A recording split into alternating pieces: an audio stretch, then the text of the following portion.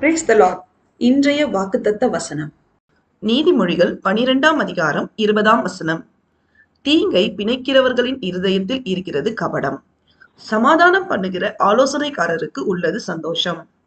கிறிஸ்துவுக்குள் அன்பானவர்களே, தீங்கை திட்டமிடுகிறவர்களின் இருதயத்தில் கபடம் இருக்கிறது, சமாதானம் செய்கிற ஆலோசனைக்காரர்களின் இருதயத்தில் சந்தோஷம் இருக்கிறது.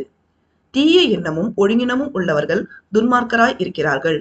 அப்படிப்பட்டவர்கள் எல்லாவற்றையும் இழந்து போய் தேவனுடைய ராஜ்யத்தை சுதந்திரித்துக் கொள்ளும் பாக்கியத்தை இழந்து போவார்கள்.